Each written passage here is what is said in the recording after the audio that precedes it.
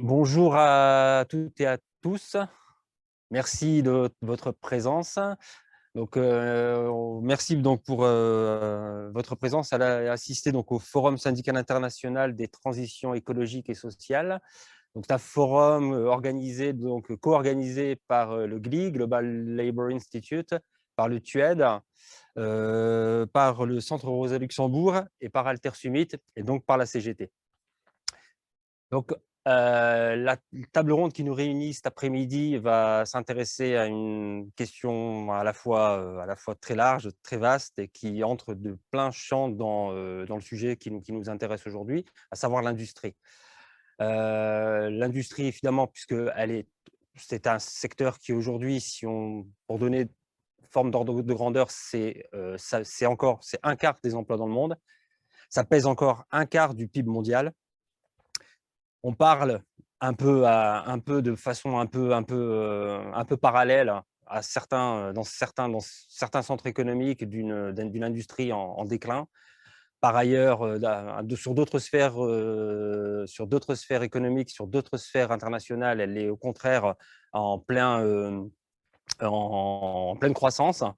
Elle génère effectivement des impacts négatifs, des externalités négatives, tant sur le plan social que sur le plan environnemental, sur le plan écologique. Elle reste aujourd'hui un secteur clé, un secteur central. Ça nous a paru donc essentiel d'en débattre aujourd'hui. On a la chance d'avoir un panel qui représente un peu toutes les aires géographiques mondiales.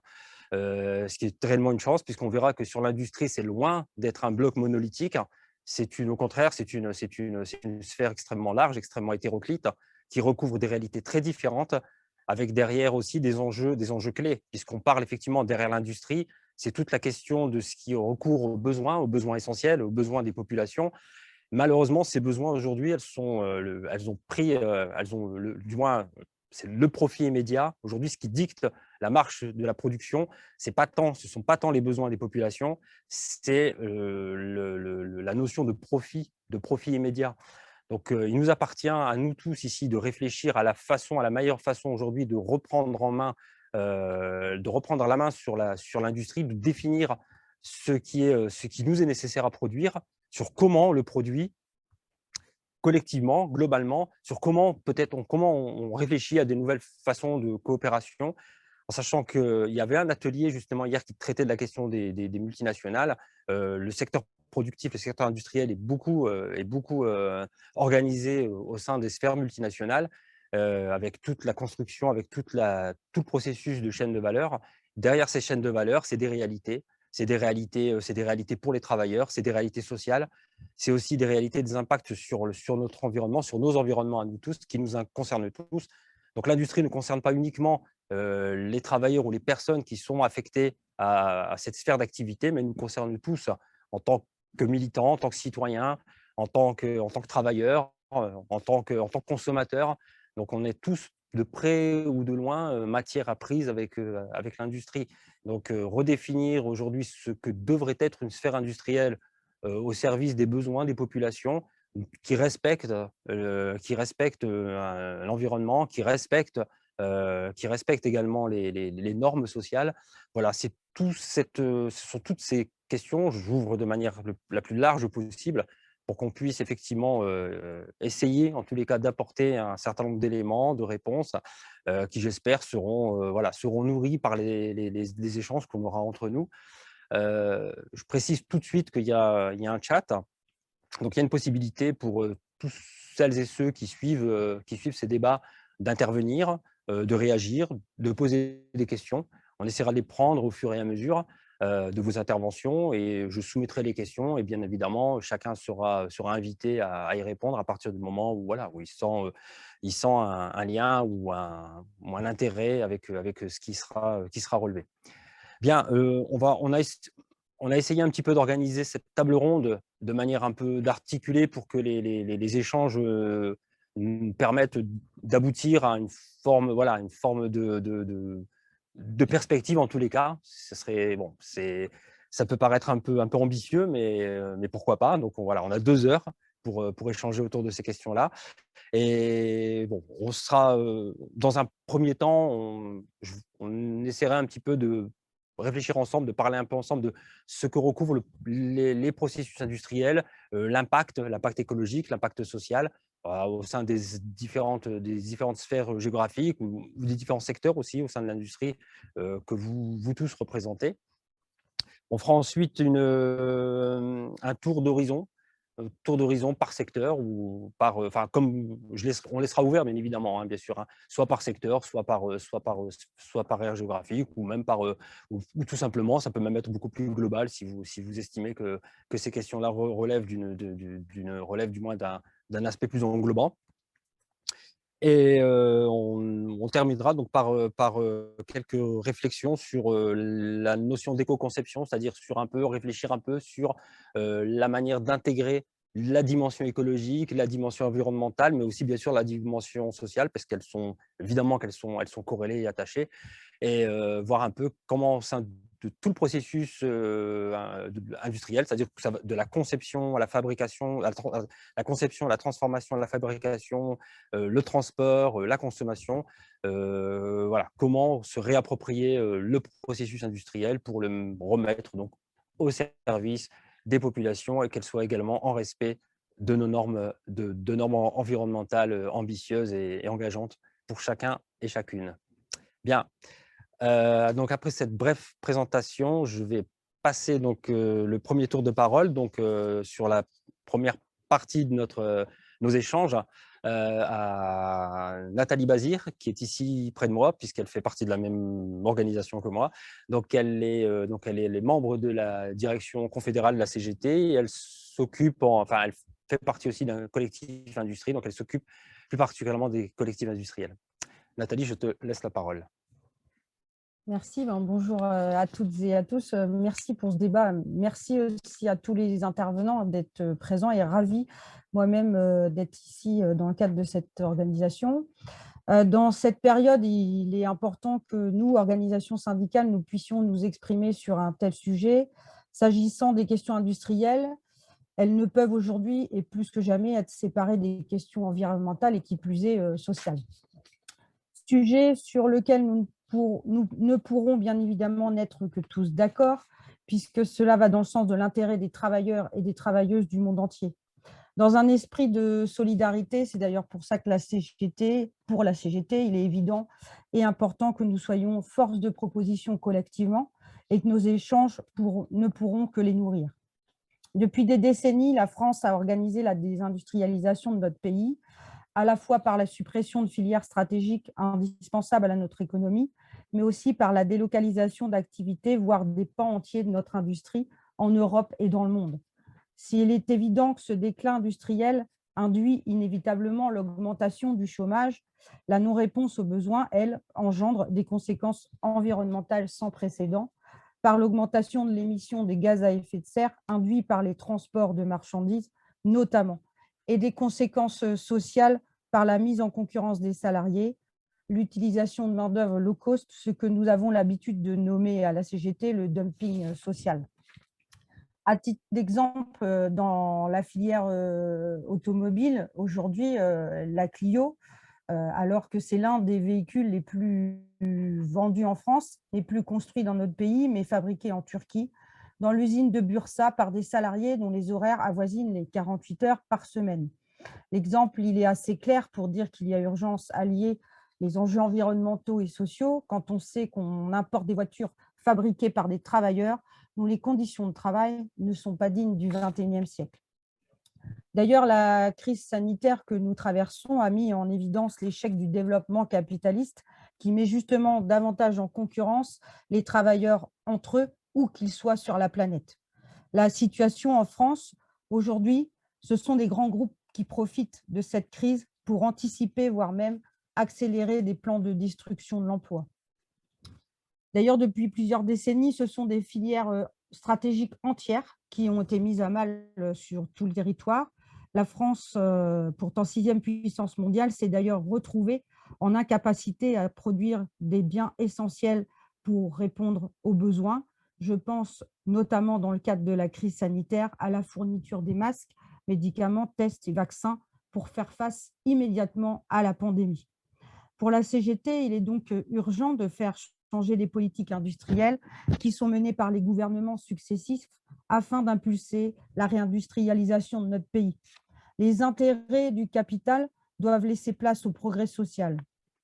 Aujourd'hui, pour la CGT, il est urgent de corriger les effets désastreux de la désindustrialisation du pays, car celui-ci a des atouts et les travailleurs et les travailleuses de ce pays le prouvent chaque jour par leur savoir-faire et leur qualification.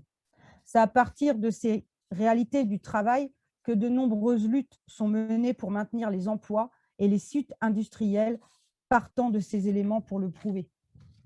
Je pense bien évidemment à la lutte des fonderies, Luxfer, mais aussi celle des salariés de la Chapelle d'Arblay, un site industriel pour lequel le projet pose les enjeux environnementaux et sociaux dont nous avons besoin pour demain. Toutes ces luttes s'articulent autour de propositions CGT concrètes qu'elles portent à court et à long terme pour gagner cette relocalisation et celui de la réindustrialisation qui permettent de répondre à ces enjeux sociaux et environnementaux. L'intérêt de ce forum syndical international pour la CGT, c'est bien évidemment de partager nos expériences, d'en tirer les conséquences et de regarder à comment mieux travailler ensemble, notamment au vu des choix stratégiques maintenant bien connus des multinationales qui sont identiques, et ce, quel que soit le territoire, en Europe et dans le monde. Des entreprises qui utilisent les disparités tant sur les salaires, les conditions de travail, le temps de travail, entraînant inévitablement une baisse des droits pour toutes et tous. C'est bien sûr tout l'inverse qu'il nous faut ensemble revendiquer. Gagner à l'harmonisation par le haut pour tous les travailleurs sur la planète est possible en imposant des normes sociales et environnementales, particulièrement aux grands groupes, peu scrupuleux de gaver les actionnaires que de regarder les conditions humaines et écologiques du monde du travail. À ce titre, il nous semble que nous avons un besoin urgent de créer les conditions de l'intervention des travailleurs comme axe fort de revendication commun et partagé afin de les imposer. Cela passe inévitablement par l'impulsion de plus de démocratie sociale au sein des entreprises ou qu'elles fassent travailler les salariés sur la planète. C'est aussi dans ce sens que la CGT milite pour l'interdiction des licenciements boursiers et l'encadrement des dividendes. À ce titre, le gouvernement français a décidé l'instauration d'un plan de relance à destination des entreprises afin d'aider à la reprise économique. Aux 100 milliards d'euros distribués sans contrepartie, la CGT oppose un plan de rupture qui doit servir aux travailleurs. Conditionner toutes les aides publiques aux entreprises à des critères sociaux et environnementaux et en assurer leur contrôle par les représentants du personnel. Puis, nous avons également une proposition forte que nous portons à tous les niveaux de la CGT, c'est celle de la réduction du temps de travail à 32 heures comme norme légale de travail hebdomadaire qui permettrait de travailler moins, mieux et tous. Cette réduction du temps de travail qui répond inévitablement aux enjeux environnementaux. La CGT considère également que l'on ne peut opposer vieille et nouvelle industrie, mais plutôt travailler dans un esprit de complémentarité, tant en matière de valorisation des savoir-faire qu'en matière de préservation des outils industriels. Aussi, nous amenons clairement une volonté de rénovation et de l'intégration des nouvelles technologies pour permettre la prise en compte à la fois de la transformation du travail et des questions écologiques. C'est aussi dans ce sens que la CGT revendique un droit au développement humain durable. Celui-ci suppose de rompre avec les politiques économiques actuelles qui sont en échec et d'aller vers un autre type de croissance fondée sur des modalités de production et une exploitation des richesses plus équitable, en anticipant les transitions nécessaires de manière à ce qu'elles ne portent pas préjudice aux salariés et bien évidemment à leurs familles et aux citoyens. Ce changement de cap est seul à même d'avancer vers un développement respectueux de l'homme et de la planète sur des bases économes en ressources et en énergie.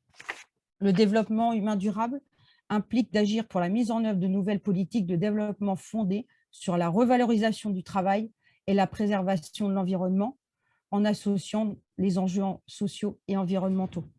Cela concerne l'économie des ressources fossiles, la préservation du climat, la gestion et la protection de la biodiversité, la limitation des rejets polluants, la maîtrise des secteurs nouveaux, comme celui des biotechnologies. Toutes ces vocations, celles de la CGT, nous l'espérons, ont vocation à être partagées si nous sommes en capacité de créer des connexions entre les luttes locales, où qu'elles soient en Europe et à l'international.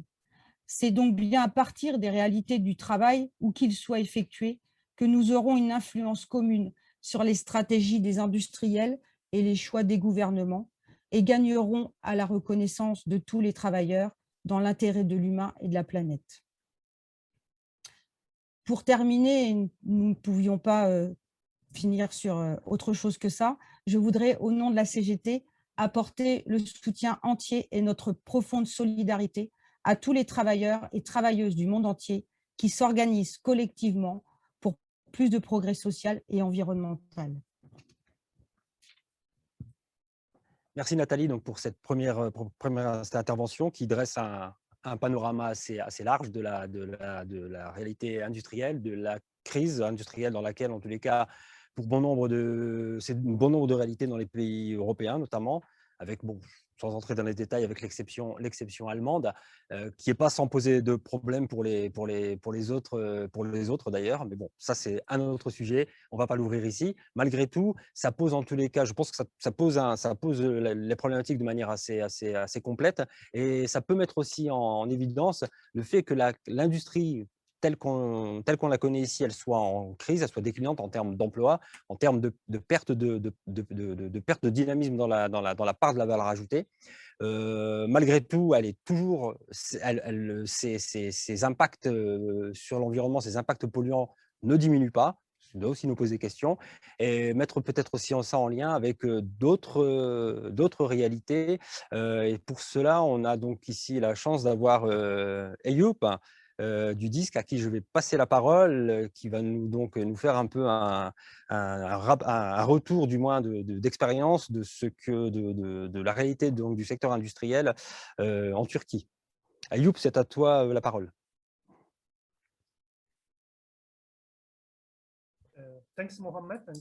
Merci Mohamed et merci d'avoir organisé cette réunion. Je suis ravie d'être avec les camarades, mais Nathalie a déjà bien expliqué la situation. Est-ce que vous entendez l'interprétation vers le français? Si vous avez l'interprétation, permettez-moi de poursuivre. Je viens d'un pays qui a une réalité plutôt différente par rapport à la vôtre. Nous sommes à un différent stade de développement en Turquie. Vous perdez la plupart de votre production industrielle. Nous, c'est l'inverse en Turquie. En France, vous fermez certaines usines sidérurgiques, mais en Turquie, c'est l'inverse. Nous devenons même un gros exportateur d'acier vers l'Union européenne. Et idem pour l'industrie automobile, comme l'a indiqué Nathalie, nous sommes le plus gros exportateur d'automobiles vers l'Union européenne. Idem pour le secteur de l'industrie du ciment, mais cela vient avec un coût pour les travailleurs, comme l'a dit Nathalie, des conditions de travail déplorables, 48 heures par semaine, c'est toujours la limite légale, mais on arrive parfois à 55 heures par semaine. Et puis, il y a surtout un gros coût pour l'environnement, car l'infrastructure énergétique turque repose sur les combustibles fossiles, notamment du charbon sale. Donc, la Turquie n'est pas un exemple pour la plupart des pays en développement. Depuis 20 ans, grâce à la libéralisation du commerce, le plus gros du commerce a été transféré des pays industrialisés vers des pays comme le nôtre. Et donc, les émissions de CO2 ont suivi le mouvement. Et il y a donc plus de destruction de l'environnement des pays en développement. C'est donc parce que nous sommes à un stade différent de développement capitaliste. Aujourd'hui, lorsqu'on parle de transition climatique ou de transition de l'industrie pour réduire les émissions de CO2, eh bien, les entreprises font toujours la même chose. Nos camarades de la CGT dans le secteur métallurgique discutent de Bosch qui ne va plus produire de système à injection pour les véhicules à combustion thermique, peut-être plus en France, mais ils font justement des investissements en Turquie depuis quelques années pour la production de ces systèmes d'injection. Idem pour le ciment qui maintenant est produit en Turquie. Idem encore pour Volkswagen qui se débarrasse du moteur à combustion, mais qui prévoit de construire ces véhicules en Turquie. Le plan a changé pour aller en Slovaquie, mais en fait, la transition climatique, ce n'est qu'une excuse pour continuer à faire ce qu'ils ont toujours fait, à savoir externaliser les émissions de gaz à effet de serre pour profiter davantage, pour exploiter les travailleurs et l'environnement des pays en développement. Et bien sûr, cela crée une concurrence ou peut-être en tout cas une rivalité. C'est ce que nous avons vu au cours des dernières années. Nous savons que certains camarades veulent également protéger leur emploi et nous pouvons facilement le comprendre. Chacun veut préserver son emploi, son travail dans son usine, mais les entreprises s'en servent pour monter un syndicat contre un autre dans un autre pays et essaient de susciter une concurrence pour les emplois industriels. Alors, y a-t-il une sortie? Y a-t-il une solution? C'est la question essentielle que nous devons nous poser. Voilà pourquoi nous discutons d'un programme, d'une stratégie pour nous débarrasser de ces méthodes absurdes de production du capitalisme. La Turquie produit des automobiles, de l'acier, mais pendant la pandémie, nous n'avons même pas réussi à produire quelque chose d'aussi simple que ce masque. Nous n'avons pas pu produire des médicaments, des vaccins, même pour répondre aux besoins essentiels de la population, alors que nous sommes un des plus gros producteurs d'acier du monde. Il n'y a aucune logique. Voilà pourquoi le développement qui repose sur les besoins des entreprises, sur le profit des entreprises, ça doit cesser. Nous devons plutôt réfléchir à un développement où l'on produit ce que l'on peut utiliser au cours de sa vie, de ce que l'on a besoin pour répondre à ses besoins quotidiens. En Turquie, lorsqu'on parle de la transition pour le climat, la grande bourgeoisie, les entrepreneurs sont actifs. Ils veulent entraîner à leur suite les syndicats. Ils veulent en fait les manipuler pour que les syndicats agissent comme ils le souhaitent. Récemment, le gros cimentier, gros producteur d'automobiles, de ciment, ont préparé ensemble un rapport sur le mécanisme d'ajustement carbone qui va être mis en œuvre par l'Union européenne. Nous n'avons pas de système de quotas d'émissions en Turquie et l'Union européenne prévoit un mécanisme d'ajustement. Et en Turquie, on nous dit cela représentera un coût élevé pour l'industrie. Voilà pourquoi les travailleurs doivent renoncer à certaines de leurs revendications. Les gouvernements doivent soutenir les entreprises qui disent avoir besoin de plus de subventions, de plus de soutien d'État.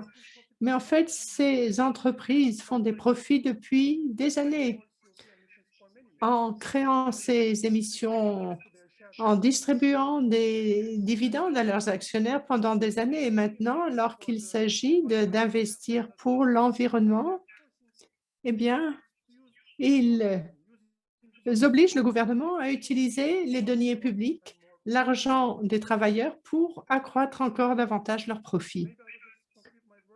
Alors, pour conclure, je vous donnerai un exemple récent de ce développement industriel global qui est vraiment absurde. Il y a quelques jours,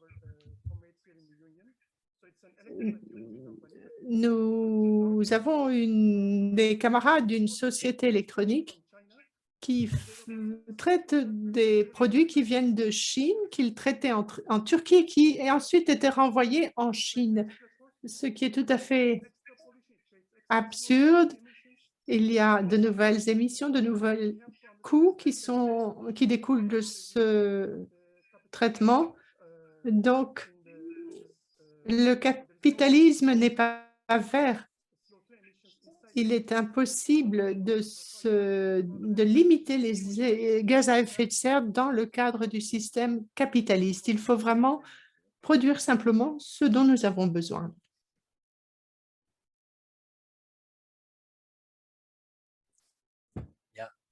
Merci Youp pour ton intervention. Effectivement, tu pointes un certain nombre de problématiques qui sont fondamentales en fait. J'ai relevé deux mots dans ce que tu as dit. Tu as parlé de logique et d'absurdité.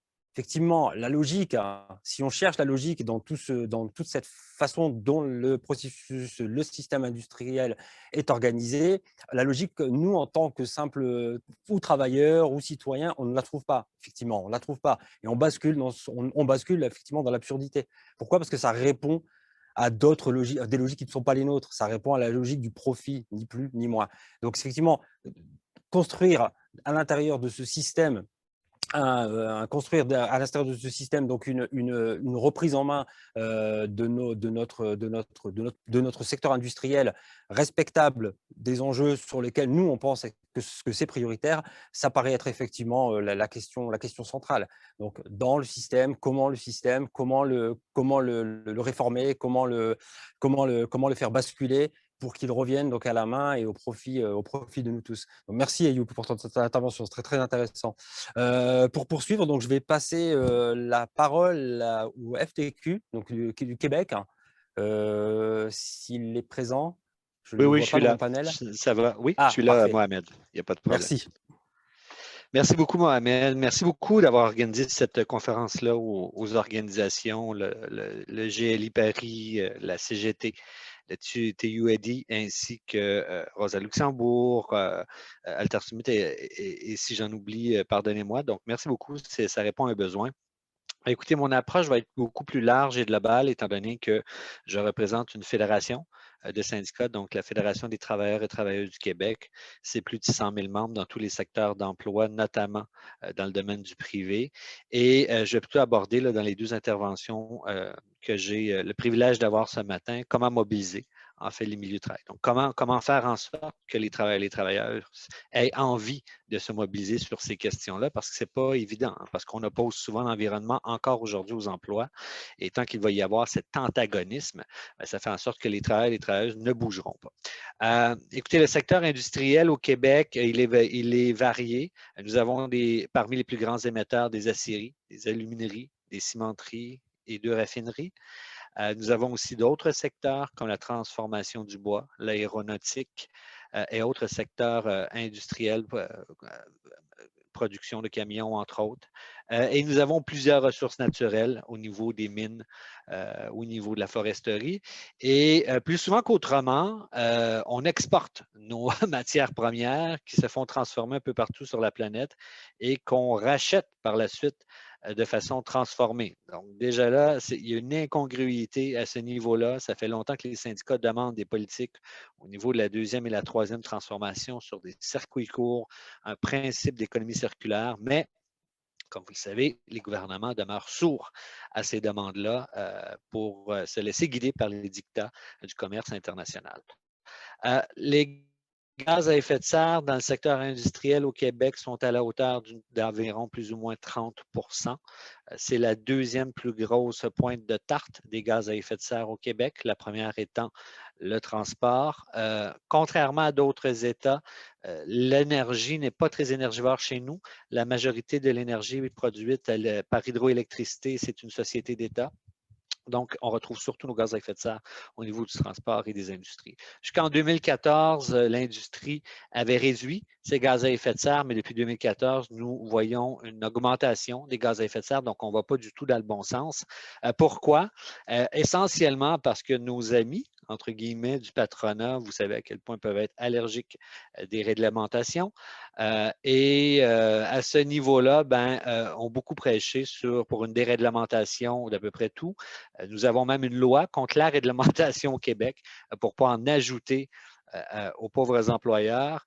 Mais ça fait en sorte que toutes les politiques gouvernementales, qu'elles soient fédérales ou provinciales, reposent sur du volontarisme de la part des industries et c'est un échec. C'est un échec depuis presque 20 ans à ce niveau-là, sans bâton, en offrant uniquement les carottes, ils prennent les carottes et ils n'agissent pas nécessairement.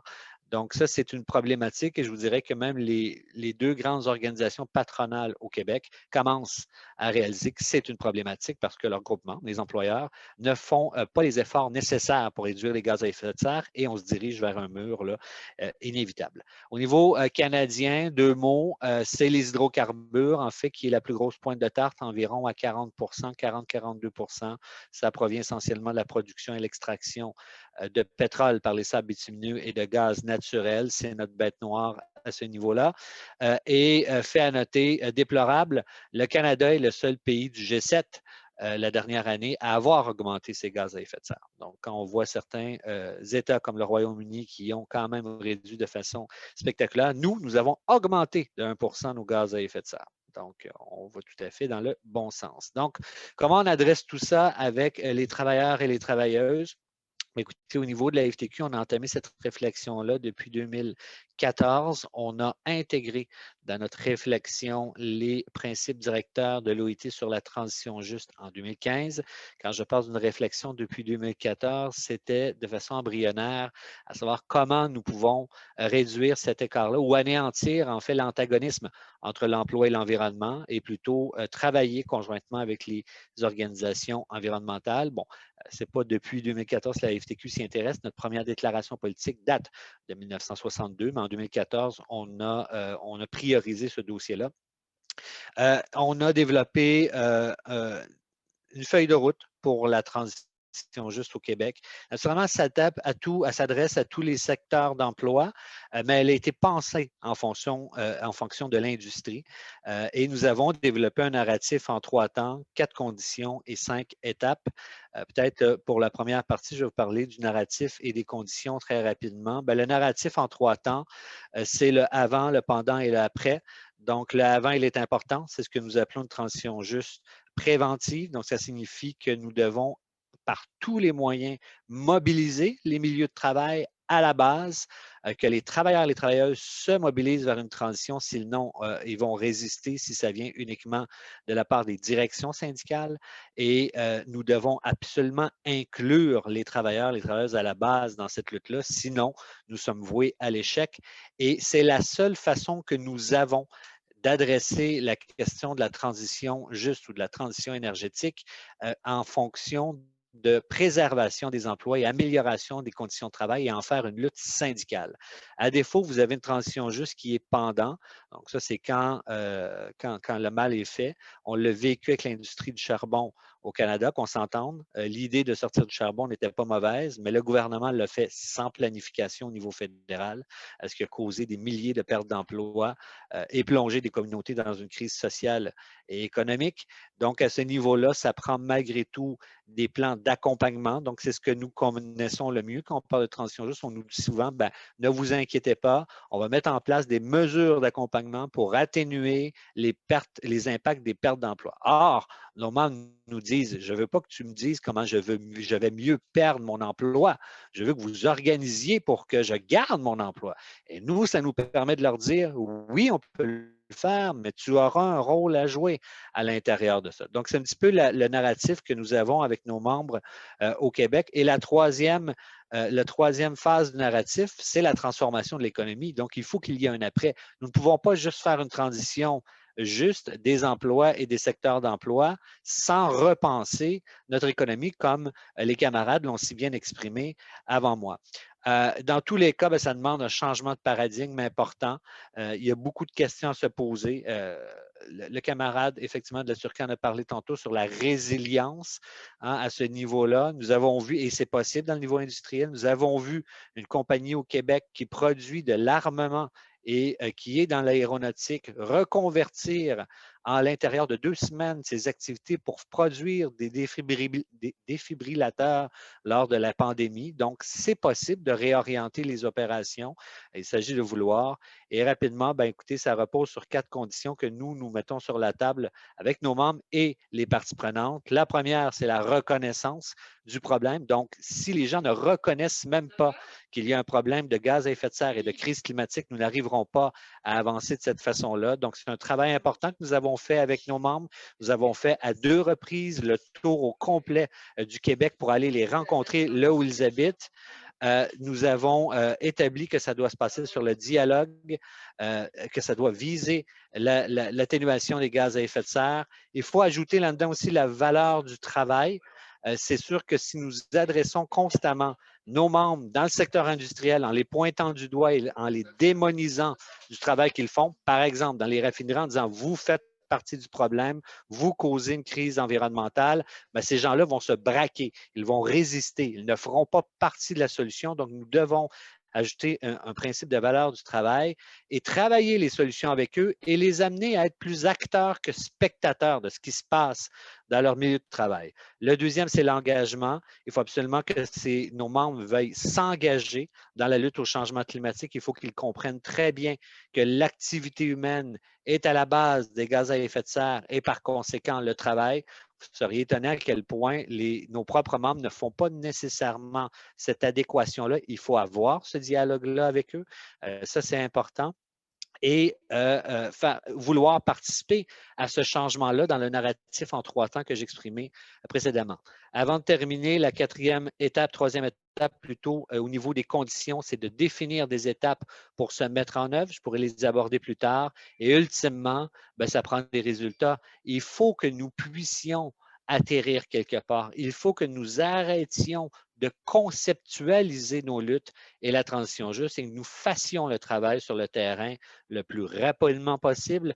Et à ce niveau-là, ben, les résultats ils doivent être clairs dans le dialogue que nous avons avec nos membres, à savoir que les effets doivent être significatifs et qu'il y a une différence entre la transition énergétique et la transition juste. La transition énergétique ne vise qu'à changer nos modes d'opération à l'intérieur des industries, mais n'adresse pas les questions de l'humain à l'intérieur de l'industrie et à l'extérieur de l'industrie. Et il faut absolument inclure dans cette équation-là le principe humain, sinon nous courons notre perte. Donc, il faut différencier les deux entre la transition juste et la transition énergétique. Voilà. Merci beaucoup, Mohamed. Tout le monde aussi. Merci, Patrick. Merci beaucoup. Merci pour ton intervention. Comme ça, très rapidement, donc j'identifie déjà 2 aspects qui me semblent aussi importants. On continue donc dans le panel des problématiques qu'on essaie de se poser entre nous. Il y en a une première qui apparaît, qui est évidente. Elle a été un peu évoquée, mais on va mettre les pieds dans le plat. Effectivement, c'est ce qui revient en permanence, c'est d'opposer effectivement l'environnement à l'emploi. C'est pas une mince affaire et c'est effectivement pas simple. Comment aller convaincre alors que l'urgence peut paraître un peu déconnectée par rapport à ce qui paraît nécessaire aujourd'hui pour un travailleur en situation. Les questions environnementales, on fait tout le système, tout le bruit médiatique, tout le système patronal est fait et construit et nourri de façon à convaincre les travailleurs que ça ne les concerne pas. Ce qui les concerne, c'est la productivité, les gains de productivité auxquels, entre parenthèses, ils sont rarement les principaux bénéficiaires.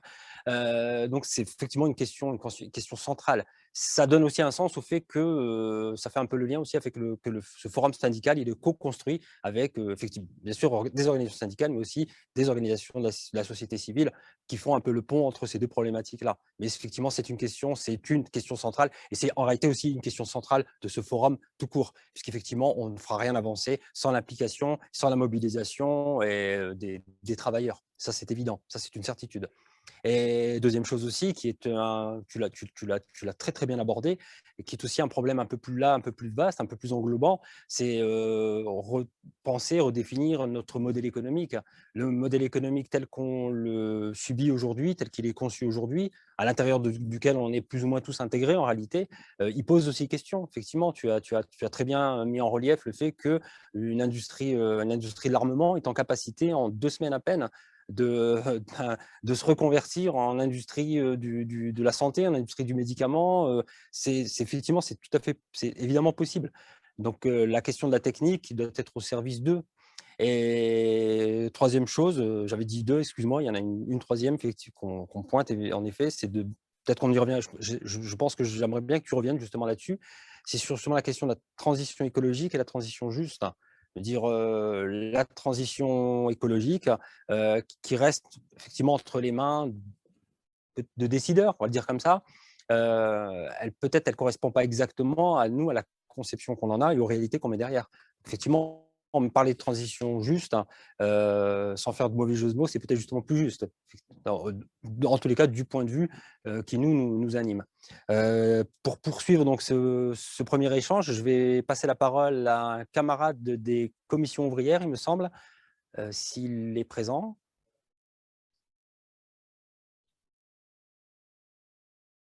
Si on peut me dire, parce qu'en fait, je vois pas, j'ai pas le panel sous les yeux.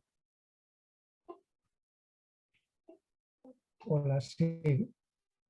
Quizás sea yo. Bonjour, est-ce que vous me voyez? Est-ce que vous m'entendez? Est-ce que vous m'entendez bien? Est-ce qu'on m'entend? Oui, on t'entend très bien.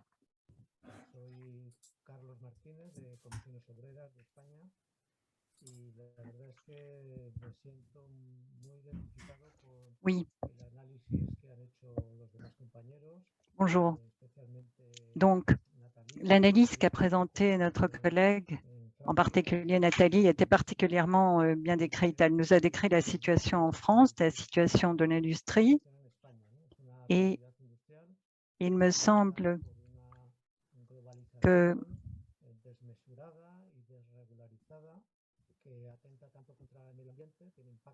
muy grave sobre el planeta. Il y a donc un impact très important sur la planète et sur les travailleurs, sur la stabilité de l'emploi, sur le droit du travail, pour les raisons que vous avez déjà expliquées. Il y a donc une première ligne d'action syndicale qui vise à avoir une plus grande maîtrise de cette globalisation que personne ne remet en question. Il ne s'agit pas en effet de revenir à l'époque où il n'y avait pas de commerce, mais plutôt d'avoir un contrôle, une maîtrise sur les traités de libre-échange qui visent une plus grande libéralisation. Il faut également essayer de créer des instruments fiscaux, c'est compliqué certes, des instruments fiscaux contre les multinationales sur les bénéfices, sur les opérations financières, par exemple. Donc ça, c'est une action au niveau global. Mais ensuite, il me semble que chaque pays doit essayer d'encourager ou de maintenir son industrie nationale. En Espagne également, nous avons la même situation qu'en France et que dans d'autres pays.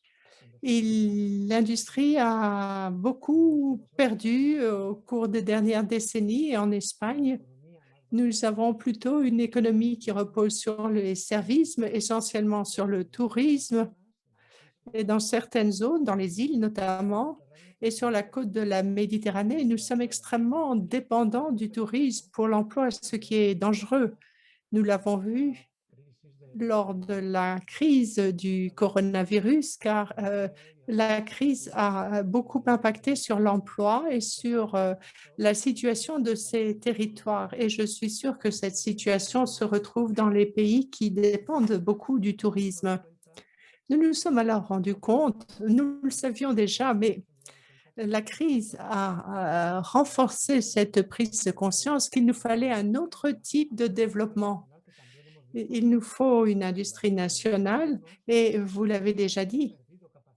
eh bien, cette industrie a perdu une capacité pour les biens essentiels, par exemple pour les médicaments. C'est une situation que l'on a retrouvée dans beaucoup de pays. Il est donc essentiel de développer son industrie nationale, chacun la sienne, dans la mesure du possible, surtout pour ce qui est des produits ou des services essentiels. Par exemple, pour les produits et l'équipement sanitaire, ça c'est clair, mais pour l'énergie également. L'énergie, c'est un service de base, c'est un droit des citoyens. Et plus on est indépendant au niveau énergétique, je ne parle pas simplement de l'Espagne, mais de tous les pays, moins nous dépendrons du reste du monde et ça sera bien mieux pour la balance des paiements, bien sûr, mais plutôt pour les relations de travail et l'emploi. Et c'est la même chose pour le secteur alimentaire. Il est important que chaque pays puisse produire sa propre alimentation ainsi que son industrie de transformation afin d'être le plus autosuffisant possible. Je ne suis pas contre les relations internationales, ce n'est pas ce que je veux dire, mais nous avons été trop loin dans la déréglementation. Troisièmement, cet encouragement qui doit être donné à l'industrie doit se faire avec un plan industriel, car justement, nous avons une occasion de le faire dans le cadre de la transition écologique et énergique. De façon globale, cette transition énergétique et environnementale peut favoriser le développement technologique, peut favoriser la fabrication de ces produits d'énergie renouvelable, pas simplement des équipements d'efficience énergique, de nouveaux véhicules pour la mobilité durable, par exemple. Chaque pays doit profiter de cette opportunité et doit faire un plan de développement en la matière. En Espagne, cette planification existe dans les grandes lignes. Dans le domaine de l'énergie, par exemple, nous avons le plan national de l'énergie et du climat. Eh bien, ce plan, avec ses aspects multiples, prévoit le développement des énergies renouvelables, de l'hydrogène vert, du stockage énergétique, de la mobilité, prévoit la mobilité durable, mais il reconnaît ou il signale qu'il doit y avoir des plans industriels dans le cadre de ces énergies renouvelables nouvelles, mais rien n'a été mis en marche en musique, rien n'a été développé. De plus, en musique, en Espagne, nous connaissons bien les opportunités qui existent dans le domaine des énergies renouvelables. Nous sommes un pays industrialisé avec beaucoup d'énergie renouvelable, photovoltaïque. Nous avons des industries associées à la chaîne de valeur de ces technologies et il nous semble très important de renforcer cet atout et d'essayer, comme je le disais il y a quelques instants, de ne plus miser simplement sur le tourisme et les services pour devenir un pays plus industriel. La chaîne de valeur des énergies renouvelables est très importante pour nous. Nous avons la technologie, la capacité de production pour beaucoup de ces technologies. Mais par exemple, il faut également prévoir la réorientation d'autres secteurs industriels non énergétiques, mais qui pourraient être associés à cette transition énergétique. Un exemple, la construction navale. L'Espagne avait des chantiers navals assez nombreux. Eh bien, il y a eu un déclin du fait de la concurrence internationale, mais pour l'éolienne en mer flottante, qui est ancrée sur les fonds, pas celle qui est ancrée dans les fonds marins, mais celle qui est en haute mer, la construction navale pourrait s'adapter adapté à cette technologie pour des plateformes flottantes qui auraient ces éoliennes en haute mer. Nous avons une côte très profonde, ce n'est pas comme dans la mer du Nord, par exemple, où il y a 20 à 50 mètres de profondeur. Nous avons donc des besoins technologiques différents par rapport à la mer du Nord. C'est un exemple de plus qui montre que pour certains secteurs industriels, eh bien, ces secteurs peuvent profiter de la transition écologique pour renforcer leur activité. Et enfin, j'aimerais dire que pour améliorer l'impact environnemental de l'industrie, pour réduire cet impact sur l'environnement, il conviendrait d'avoir des normes communes minimales environnementales au niveau international. Dans l'Union européenne, il y a déjà de nombreuses normes qui sont contraignantes pour tous les pays, des normes communes, pas simplement dans le domaine environnemental, mais dans d'autres domaines également. Mais je crois qu'il nous manque, pour faire face à de tels défis, il nous faut des normes. Nous devrions nous orienter vers un régime commun de droits d'émission, ce qui est envisagé dans le cadre de l'accord de Paris. Je crois que c'est une question à laquelle il faut également réfléchir. Je vous remercie. Bien, merci Carlos pour ton intervention. Effectivement, là aussi, tu poses une question qui est importante, qui est très importante. Donc, la question effectivement de la globalisation et au sein de cette globalisation, de l'hyper-spécialisation au sein de chaque entité nationale. C'est pas la question, effectivement, c'est pas le retour à un souverainisme industriel, mais c'est au contraire, c'est basculer, c'est de s'assurer que dans chaque pays, dans chaque nation, dans chaque État, il y ait une industrie qui est au service des populations et qui répond aux besoins des populations. Et avec, comme tu l'as souligné, le danger d'une hyperspécialisation, c'est qu'on l'a vu, la crise l'a encore mis en évidence, l'a mis en exergue, c'est que la faiblesse de certains secteurs de production dans ces cas-là jette encore dans la difficulté, encore plus rapidement et plus vite, un grand nombre de travailleurs, un grand pan de la population. On touche aux limites de l'hyperspécialisation, de la logique ricardienne, hein, les fameux avantages comparatifs, hein, où on va effectivement spécialiser chacun dans un domaine et on va aller retransformer tout ça là où c'est socialement pour eux le plus, le plus efficace pour eux, le plus rentable, en tous les cas, chercher le terme, le plus rentable, et au détriment, en réalité, au détriment des véritables des enjeux climatiques, des enjeux sociaux et de la manière dont tu l'as très bien souligné. La question aussi, effectivement, sous-jacent à cela, il y a la mise en concurrence du tous contre tous. Ça, c'est également effectivement aussi un problème auquel on se heurte. Pour poursuivre, donc là, il me reste donc un intervenant sur ce chapitre-là, c'est donc la COUT, un camarade de la COUT du Brésil.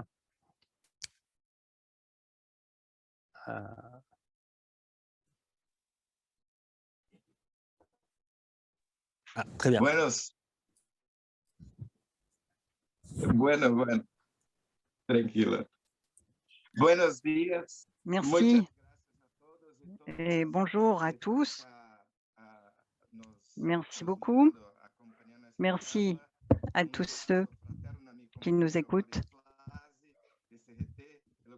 Merci à LCGT, merci à Patrick Correa. Alors, bonjour à tous ceux qui font partie de cette réunion. J'aimerais tout d'abord vous présenter certains points que certains d'entre vous ont déjà évoqués. Mais cela me permet d'aborder certaines questions spécifiques au Brésil. Au Brésil, nous avons connu certaines phases, certaines étapes de développement industriel, mais toutes ces phases que nous avons parcourues au Brésil sont toujours liées au capital international. Depuis toujours, le développement de la production industrielle du Brésil n'a jamais été autochtone et authentique. Il a toujours servi le monopole capitaliste des pays étrangers, notamment de l'Europe ou l'Amérique du Nord.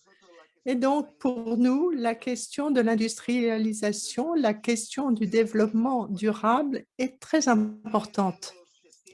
Depuis les années 70, dans notre région, notamment au Brésil, et comme vous le savez, le Brésil, l'Argentine, le Mexique, nous sommes une région qui a la plus grande diversité industrielle des Amériques. Dans les années 70, dans l'histoire de l'humanité, c'est ce modèle qui s'est imposé sans pour autant atteindre l'objectif de développement. Le développement industriel du Brésil a été donc incomplet et à court terme, jusqu'aux années 90 essentiellement. Nous avions au Brésil une idée. La meilleure politique industrielle, c'était de ne pas avoir de politique industrielle. Il y avait un consensus qui émane de la dictature militaire. Et puis après, avec les processus de démocratisation reposant sur le néolibéralisme, nous pensions changer avec les gouvernements démocratiques et populaires au début du XXIe siècle. Or, vous savez que le Brésil est notre région. Le Brésil est un des pays qui a le mieux développé l'énergie durable, l'énergie hydraulique notamment. Donc, les émissions de gaz à effet de serre ont été réduites. Mais, et vous le savez sans doute également, ce plan à long terme a souffert un revers après le coup institutionnel de 2015-2016 qui a changé toute cette politique industrielle. Jusqu'à ce coup, la classe des travailleurs participait aux décisions du gouvernement pour développer notre industrie. Par exemple, un des plans qui avait été mis en marche pendant cette parenthèse, c'était l'innovation. C'est un programme qui montrait que la matrice énergétique des véhicules au Brésil devait être actualisée et chaque année, il devait y avoir une moindre compensation d'énergie fossile, moins d'essence par ces véhicules. C'était un programme à long terme qui a été interrompu et aujourd'hui, vous le savez, après ce coup, nous avons maintenant un gouvernement qui est évidemment fasciste et qui a saccagé l'environnement, a affecté les travailleurs, les a exclus de tous les accords qui avaient été créés. Et vous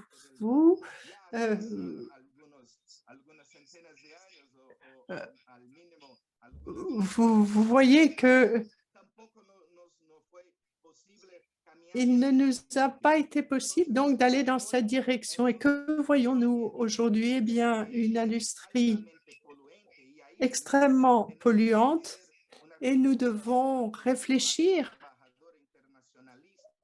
à ce que peuvent faire les travailleurs internationalistes. Car à l'heure actuelle, alors même que nous réfléchissons à ce problème, il y a toujours la négociation de l'Union européenne avec le Mercosur. Malheureusement,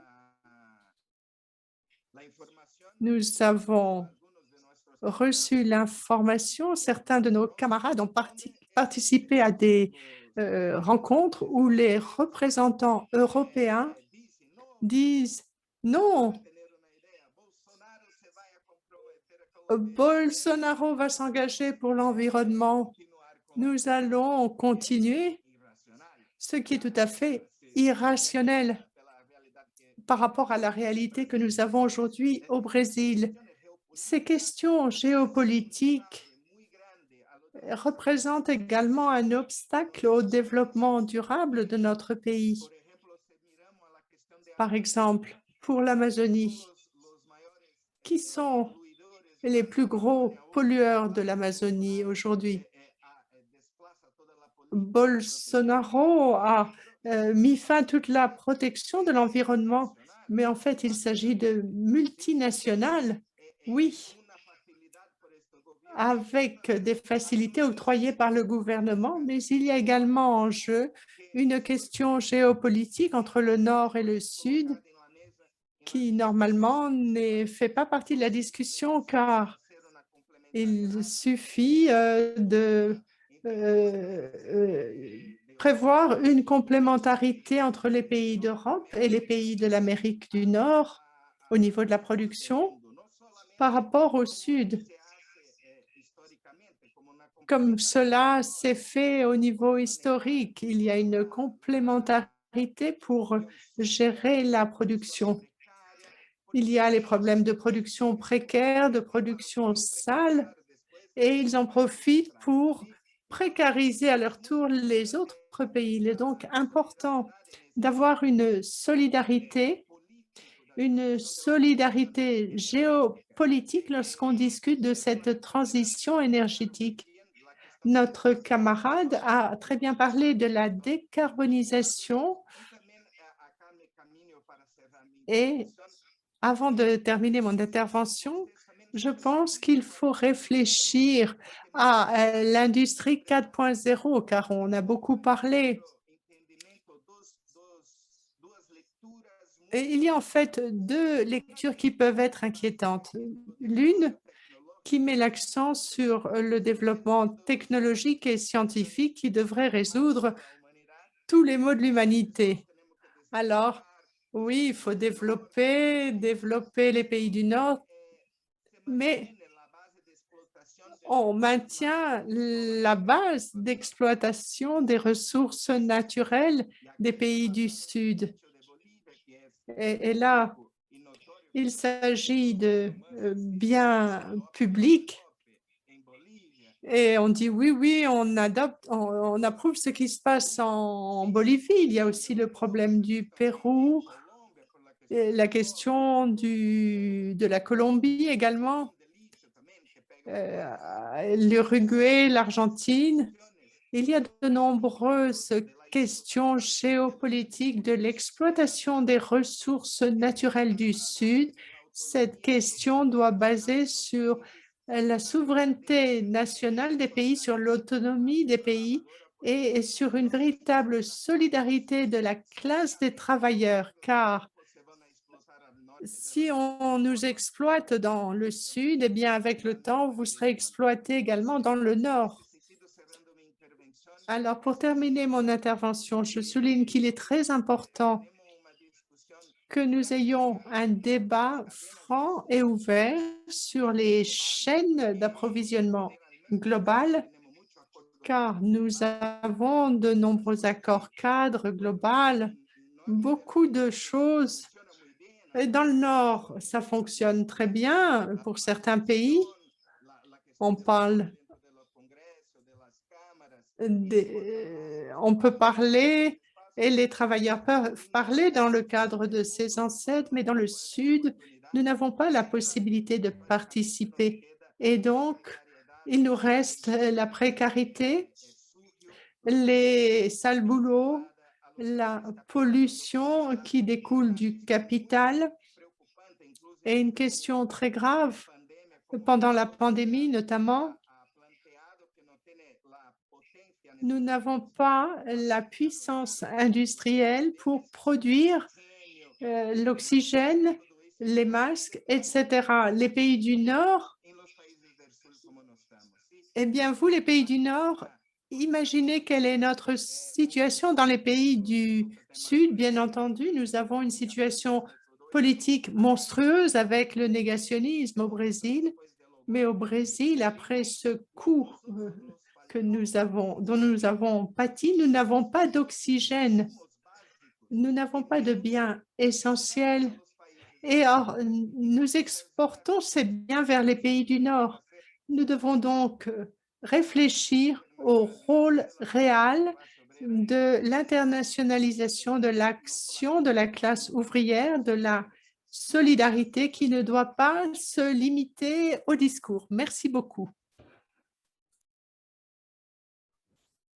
Merci, Maïcon, merci. Merci, tu soulèves beaucoup de réalités en tous les cas. C'est pas tant des questions, c'est beaucoup de réalités auxquelles vous êtes confrontés, auxquelles on doit tous être confrontés. C'est un peu aussi l'intérêt de cet espace d'échange, d'écouter justement, de vous écouter à ce sujet-là. Quand effectivement tu dis que le processus de développement industriel, l'étape de développement industriel d'un pays comme le Brésil, c'est toujours fait en étroite soumission à un ordre capitalistique mondial, ça interroge.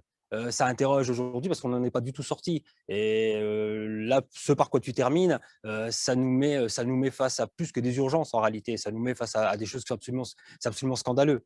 Là, on sort simplement du cadre, tu as raison, du cadre juste de discussion, de négociation. Là, ça appellerait à des processus, à des dynamiques, à des logiques d'action. Tu as tout à fait raison. Et pendant ce temps, tu l'as évoqué, je voulais en parler par la suite, mais c'est très bien que tu en as parlé maintenant. Pendant ce temps, les accords de libre-échange se multiplient, qui va donner encore largement et qui va encore délier les mains des États, qui va délier les mains des entreprises capitalistiques, qui va leur donner encore beaucoup plus de pouvoir. Tout simplement, hein, le pouvoir, puisque celui qui possède le capital possède grandement le pouvoir. Et ces accords qui se multiplient sont plus que nocifs. Et il faudrait se mettre en capacité pas seulement de les dénoncer, mais de les combattre, de les rendre caducs, de les annuler. Merci en tous les cas pour ton intervention. C'était vraiment très intéressant, Maïcon. J'ai une demande d'intervention d'un camarade de la CGT, donc de Francis. Donc je vais te laisser la parole. On t'écoute, Francis. Merci beaucoup, Nessim. Vous me recevez bien, vous m'entendez?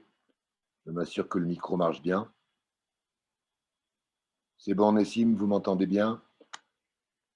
Merci beaucoup. Donc, bien sûr, je m'inscris dans ce qu'ont dit Sylvain Marcon, Patrick Hersup pour la DISC et puis Carlos pour les commissions ouvrières en Espagne. On se reconnaît totalement dans ce qui a été dit. Et en fonction de la situation française qu'a pu décrire Nathalie précédemment sur l'enjeu des politiques industrielles vis-à-vis de la transition, c'est simplement faire part de ce qu'on discute au niveau du comité européen de la CES, changement climatique, environnement et développement durable, dans lequel je représente la CGT, avec 4-5 idées que je soulève pour la suite de la discussion avec l'ensemble des participants. Premièrement, sur l'anticipation absolument vitale des travailleurs des questions de transition. Donc, anticiper, ça veut dire très concrètement gagner des droits, puisqu'on nous refuse des droits d'alerte, des droits de consultation de nos comités d'entreprise, des représentants des salariés, mais aussi au niveau des groupes industriels. Et nous avons des comités de groupes européens. Toute la question, c'est les enjeux des groupes des multinationales. Donc, c'est cette bataille-là. Et également, le fait qu'il y ait un devoir de vigilance à faire respecter par les entreprises qui, des fois, ont souscrit des engagements et des accords qu'elles ne respectent pas. Et même, bien évidemment, quand c'est des dispositions réglementaires. On essaye, par exemple, de développer un outil qui s'appelle Radar à la CGT, qui est une sorte d'aide aux syndicats de travailleurs pour donner les clignotants de ces questions de transition. Deuxièmement, c'est voir large, c'est-à-dire il n'y a pas l'énergie d'un côté, l'écologie de l'autre, et les objectifs du développement durable, les 17 ODD onusiens, 17 ODD qui ne sont jamais atteints, année après année. Actuellement, je rappelle que nous sommes dans la décennie 2020-2030 pour les 17 ODD. Troisièmement, c'est la question de la planification industrielle indispensable. Les enjeux des transitions écologiques et énergétiques doivent l'emporter, c'est l'intérêt général. Il faut des planifications et des coopérations contre la concurrence par les coûts. La concurrence par les coûts du travail, premier facteur, concurrence par la fiscalité et concurrence environnementale par le moins-disant environnemental. C'est donc la division internationale du travail capitalistique que nous devons combattre avec des politiques de coopération et de planification. Et je crois vraiment qu'il faut avoir quelques critères pour se battre pour des planifications. C'est d'abord les emplois et les qualifications locales, élévation des qualifications, formation, garantie sociale, et emplois locaux. Il faut admettre l'idée d'agir localement. C'est la meilleure solidarité internationale. Deuxièmement, valeur ajoutée locale. Je prends un exemple sur les 35 000 emplois directs et indirects des énergies renouvelables électriques en France, le solaire ou l'éolien. Seulement 6% sont dans la fabrication des équipements électriques nécessaires. Le reste est de la maintenance. Donc, il y a un enjeu de reconquête industrielle. Pourquoi, et c'est aussi l'enjeu de voir large, c'est que l'empreinte carbone des émissions françaises est 1,7 fois plus importante que les émissions en France de gaz à effet de serre. 1,7 fois plus important. Donc, la majorité de nos émissions sont tout simplement des émissions des pays du Sud pour des biens que nous importons, et nous réduisons nos gaz à effet de serre année après année. Mais l'empreinte carbone est 1,7 fois plus importante que les émissions des productions en France, où l'industrie s'est écroulée. Le premier secteur, c'est transport, puis le résidentiel, l'agriculture, quatrièmement l'industrie, qui est maintenant à 14% seulement de la valeur ajoutée de notre produit intérieur brut. Et enfin, quatrième type de proposition sur le financement et la fiscalité, qui est l'objet un peu des pistes qui ont été discutées, j'ai entendu. Oui, nous assumons, et la CGT assume qu'il faut une taxe européenne sur les importations, donc une taxe aux frontières indexée sur l'impact carbone, de manière à arrêter avec la division internationale du travail et la concurrence par les coûts. Oui, il faut stopper les subventions aux entreprises, les crédits très importants qui vont directement vers les entreprises sans aucun contrôle et garantie pour l'emploi et pour le respect des règles environnementales. Il faut stopper toutes les subventions aux énergies fossiles. Il y en a beaucoup. C'est ça, assumer de réduire les énergies fossiles. Et il faut accepter de revoir les mécanismes européens du règlement, mécanisme d'échange qu'on appelle règlement ETS, mécanisme d'échange de permis. Et pour conclure, je voudrais citer l'enjeu de la COP26 de Glasgow, qui est à la fois de travailler ensemble biodiversité et climat. C'est le sens du rapport d'il y a 10 jours du GIEC, groupe intergouvernemental d'experts sur le climat, et de la plateforme IPBES internationale sur la biodiversité. Les deux doivent aller ensemble et pas se contrarier, puisque le réchauffement climatique est une menace pour la biodiversité, et en même temps, des actions au titre du changement climatique peuvent menacer la biodiversité. Et donc la COP26 va avoir à son ordre du jour une question qui apparaît très technique, mais qui est centrale pour nous les travailleurs, qui est les mécanismes d'échange de permis d'émission entre entreprises et entre États. Donc il y a à la fois des questions nord-sud et nord-nord. Et sur cette question du mécanisme d'échange des permis d'émission, qui est la suite du protocole de Kyoto, qui était le mécanisme d'échange prévu par la Convention climat de 1992. Les accords de Paris de 2015 doivent être conclus sur ce point par la COP26. Pour l'instant, il n'y a pas d'accord. Il devrait être très vigilant sur l'intégrité environnementale, sociale, écologique, de la qualité de ces permis d'échange et du mécanisme mondial. Sinon, il va y avoir ce qui s'appelle des fuites de carbone et une aggravation du chômage dans nos pays, dans tous nos pays. Pardon d'avoir été un peu long pour le débat. Merci Francis. En réalité, non, parce que tu me permets donc du coup de faire la transition en repartant de certains nombres d'éléments que tu abordes là. Non, c'est pas qu'une question technique. Effectivement, les mécanismes d'échange des permis d'émission, c'est simplement la transformation, la captation par le marché, encore une fois. On est dans le cynisme le plus total, le plus complet. Ça interroge. Donc, je vois que le temps file.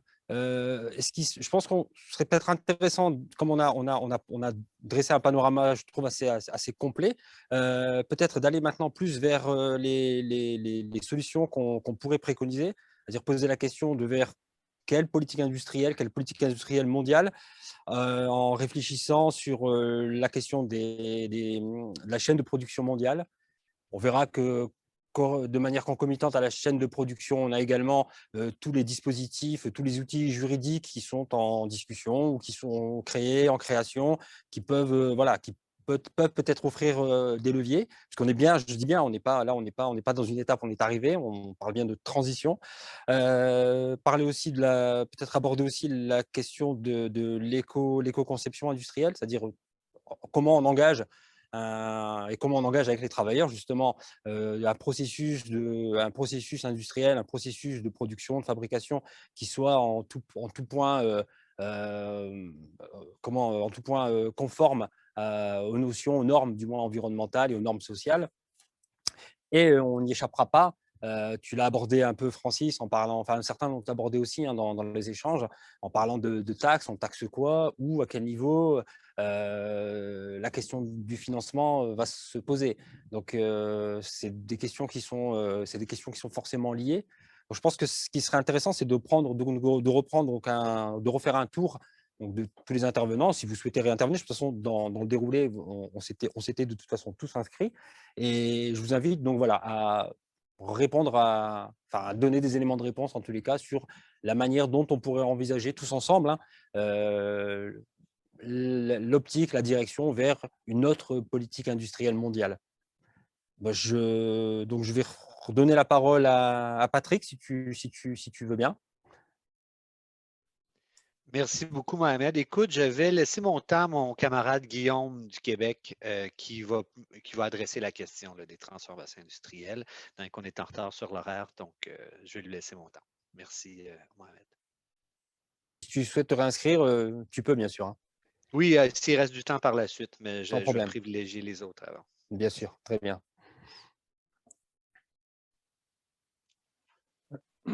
Bonjour, merci Patrick de me laisser ton temps. Dans le fond, au niveau des transformations industrielles, je pense qu'il y a deux axes importants à prendre en compte. Il y a la logistique d'approvisionnement en matière, en composantes. Donc, le bien n'est pas tout à fait fini, mais il y a la fragmentation des chaînes d'approvisionnement à travers la planète a fait en sorte que souvent on transporte des biens qui ne sont pas tout à fait finis, puis on les assemble souvent dans les pays du Nord, mais tout ça, soit les matières premières ou les composantes d'un bien, ils transitent vers le Nord. Il y a une problématique avec tout ça, puis il y a la gestion du cycle de vie des biens. Concernant la chaîne d'approvisionnement, on voit qu'il y a un gros manque de coordination. Souvent, les matières premières sont transportées sur des longues distances jusqu'à un site de transformation X, quand en réalité, sur le territoire même où il y a le site de transformation, on exploite des gisements de la même matière première. Mais celle-là embarque dans un bateau pour aller se faire transformer ailleurs. Il y a comme une... Je pense que cette désorganisation-là, c'est qu'à la base, le seul critère, c'est que c'est la rentabilité des entreprises.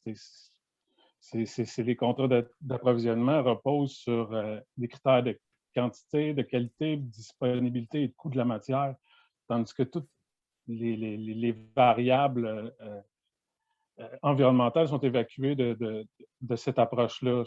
Il y a un point d'intervention qui pourrait être fait à ce niveau-là.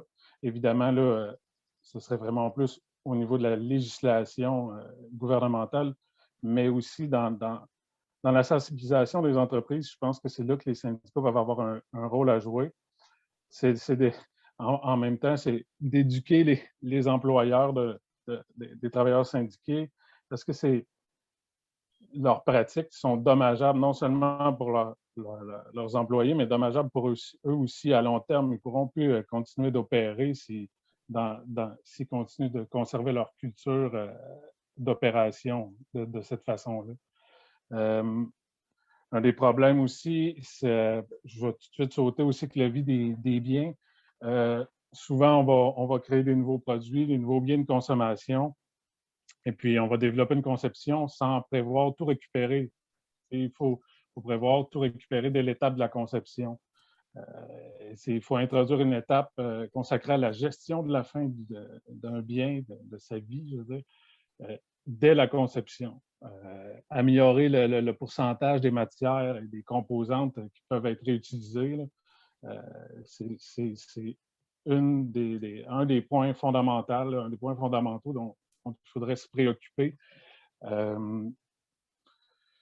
Ensuite, je pourrais aussi essayer d'un peu englober tout ça en soulevant cinq points importants pour arriver à des politiques industrielles plus respectueuses de l'environnement ou plus harmonieuses avec la transition juste. Les critères à respecter, c'est que ces politiques industrielles-là devraient se construire sur des bases, une démarche participative, ouverte à la coopération, la transformation de nos capacités productives, permettre une plus forte cohérence, une meilleure synergie entre les politiques d'investissement et les politiques publiques, dont les politiques sociales et environnementales, évidemment. Nous donner les outils pour anticiper et pour nous adapter aux changements. C'est sûr qu'il va y avoir des gens qui vont se retrouver en situation de précarité suite à des pertes d'emploi ou carrément des régions complètes qui sont dépendantes d'un seul type d'activité qui est dommageable pour l'environnement. Eux vont avoir besoin d'aide. Placer nos intérêts collectifs au sommet de la liste des priorités. Je pense que là-dessus, les syndicats ont un devoir moral de rappeler toujours que nos intérêts collectifs doivent primer sur les intérêts d'un groupe. Ça fait partie d'une des missions fondamentales du mouvement syndical. Je pense que ça ne devrait pas se perdre en cours de route. Favoriser une implication directe des gouvernements, des syndicats et des instances de la société civile à l'échelle internationale. Quand on développe un plan ou une stratégie économique, souvent, ça a été soulevé à plusieurs reprises. Aujourd'hui, les gens qui détiennent les capitaux, c'est eux un peu qui décident. Il y a comme une relation.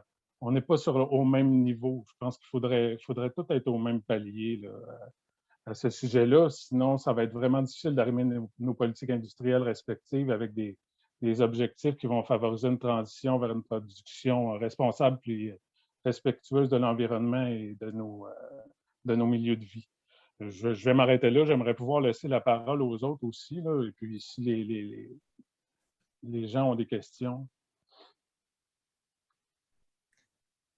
Merci Guillaume, merci. Ouais, effectivement, tu as raison, comme le temps tourne, donc je vais repasser donc, la parole à Carlos des commissions ouvrières.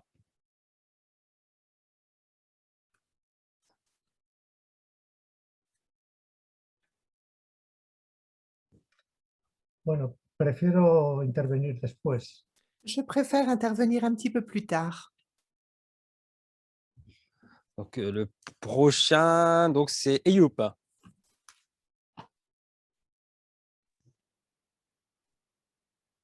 Hola, yo, sí. Bueno, gracias por los comentarios. Sí, en relación a lo que estamos haciendo. Eh bien, merci. Que faisons-nous? Nous essayons de nous organiser sur la base d'une véritable solidarité. la FMT, Comisiones Obreras, en Italie, nous avons tous les grands syndicats européens dans cette lutte pour réguler la chaîne d'approvisionnement de façon générale en tenant compte du mouvement syndical du Sud. Au Brésil, il y a quelque chose que nous envisageons de faire. Notre législation ne nous permet pas de faire des syndicats nationaux. Ça a été créé pour affaiblir la lutte de la classe ouvrière. Mais aujourd'hui, au sein de la stratégie d'Industrial, par exemple, ou de la CES, nous voulons avoir une articulation entre tous les programmes qui existent. Nous avons réfléchi à une jonction de certaines branches pour renforcer notre action syndicale.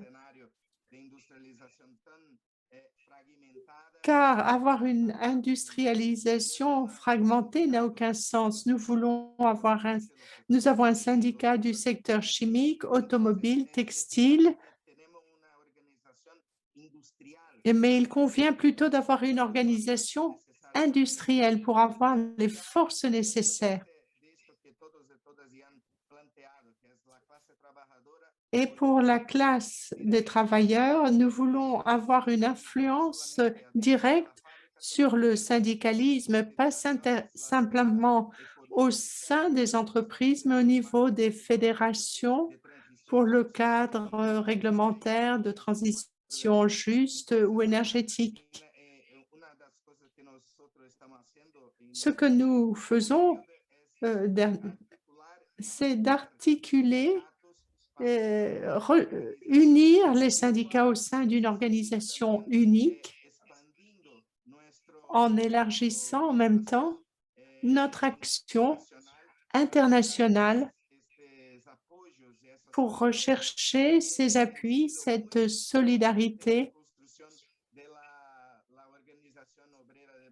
extrêmement importante pour avoir cette organisation ouvrière au Brésil. Sans la solidarité internationale de syndicats progressistes de gauche, essentiellement, le syndicalisme brésilien ne pourra pas se développer. Donc, nous sommes ravis d'être parmi vous et nous allons continuer jusqu'à la victoire. Merci Macron, merci, je te remercie pour ton intervention. Ouais, effectivement, ça repose effectivement la question de nos organisations et des espaces au sein desquels on peut trouver pas seulement à réfléchir, mais aussi à agir ensemble. Ce que disait précédemment justement Guillaume, que j'avais relevé, c'est vrai que c'est aussi, il importe aussi de penser, penser ces transitions pour les préparer, parce qu'il y aura effectivement des conséquences en termes d'emploi, hein, tout simplement. Pour nous, syndicats, effectivement, c'est qui sont cruciales aussi, hein, et qu'on peut pas évacuer. Et c'est des réalités auxquelles on sera confronté, et qui posent justement toutes les problématiques que vous posez tout à l'heure, ne font que remettre en relief, en évidence les difficultés auxquelles on peut être tous confrontés, puisque ces équilibres qui sont… ça reste des équilibres malgré tout, mais c'est des équilibres précaires. Et là où vous impactez, là où vous touchez, vous impactez forcément sur les autres. D'où la nécessité, comme tu dis Macron, effectivement, d'avoir au sein d'organisations qui nous donnent la force et la capacité de penser toutes ces questions ensemble. Je continue donc le tour sur cette question. Vous n'hésitez pas à revenir, hein, vous réinscrire si vous avez d'autres aspects ou d'autres choses sur lesquelles vous souhaiteriez revenir. Eyup, je te repasse la parole.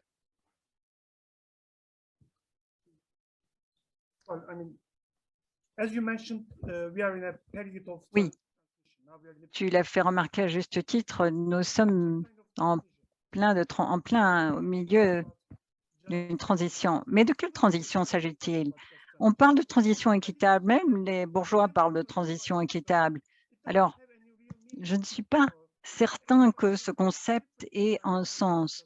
Je pense que lorsqu'on parle de transition équitable, on n'a pas tous la même acception. Alors, il y a différentes transitions. Il y a la transition de la bourgeoisie et la transition de la classe ouvrière. Il y a donc différents types de transitions équitables dont on parle. Alors, si on envisage les solutions, bon, on parle de fermeture, par exemple, des mines de charbon. On arrête d'utiliser les moteurs thermiques.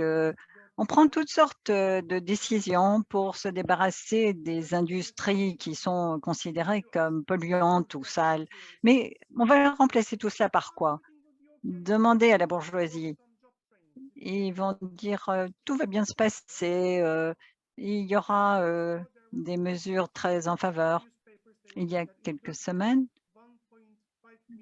on parlait d'1,5 million de diplômés universitaires sans emploi en Turquie. Alors, tout cela, soi-disant, lié au fait qu'il y a une transition qui se prépare. Alors, je pense que le fait que nous soyons tous réunis aujourd'hui, c'est parce que justement, il y a des besoins de changement. Mais cette transition écologique n'est pas le seul moyen. Il faudra rechercher d'autres choses. Vous savez, lorsqu'on voit la fermeture de sites de production, par exemple, où hier, il y a des affrontements entre les travailleurs de ces sites et les mouvements écologiques. Et c'est vraiment un problème. Donc, il faut aussi que la classe ouvrière soit véritablement associée à cette transition écologique, à cette transition équitable. Donc, prendre en considération les revendications des uns et des autres. Il y a bien entendu les revendications des mouvements écologiques, mais il y a aussi les revendications telles que la réduction du temps de travail. On a parlé des 45 heures en Turquie. Alors, bien entendu, lorsqu'on se débarrasse de certaines industries polluantes, il y aura bien entendu des personnes qui seront licenciées ou qui seront mises au chômage. Mais il faut aussi réduire le temps de travail en parallèle. Ça permettra peut-être d'absorber ceux qui auront été évacués. Donc, attention à ne pas créer un antagonisme entre les mouvements écologiques et la classe ouvrière. Alors, la taxation de certaines industries, c'est très important. Donc, l'outil donc de la taxation peut être très utile. Jusqu'à présent et pendant des centaines d'années, il y a eu une véritable exploitation à la fois de l'environnement et une exploitation des travailleurs. Alors, on recherche aujourd'hui une sorte d'imposition mondiale. Vous savez, on a longtemps parlé de la taxe Tobin, hein, la taxe sur les transactions financières. En France, un mouvement intitulé Attaque a été lancé, c'était pour défendre la taxe Tobin. Donc, il y a différentes possibilités. Donc, on pourrait envisager un impôt mondial qui permettrait également d'aider les pays en développement. Je crois qu'il est très important que ces pays puissent se créer une industrie plus durable. Vous savez, cela fait des centaines d'années que certaines industries exploitent le monde. Aujourd'hui, dans de nombreux cas, on voit véritablement des affrontements entre les mouvements écologiques et les mouvements de défense des travailleurs. Mais c'est parce qu'on parle de transition. Or, cette transition dont on parle beaucoup, c'est la transition des bourgeois. Alors, il faudra prendre en considération les besoins au quotidien de la classe ouvrière.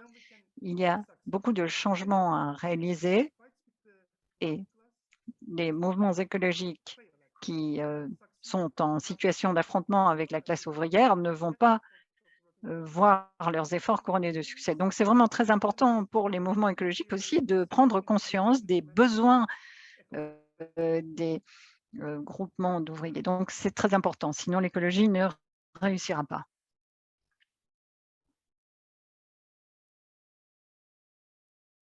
Tu peux débrancher. Merci Ayoub, merci. Ouais, effectivement, il s'agit certainement pas d'opposer les travailleurs à l'écologie, certainement pas. Et effectivement, tu poses et tu fais fort bien de le poser. Quand on parle de transition, quelle réalité on y met derrière? Ça ne peut pas rester qu'une notion abstraite. Mais ça doit derrière ça doit être en tous les cas la résultante de revendications qui partent de ceux qui auront à subir justement, qui subissent déjà et qui auraient du coup à subir les effets de ces réformes, de ces transitions, comme on les appelle, enfin, qui seraient menées. Justement, donc ces espaces de discussion, de construction, on va pas les c'est la semaine qu'on est en train justement essayer de mener ici, sont absolument nécessaires. On en a vraiment besoin.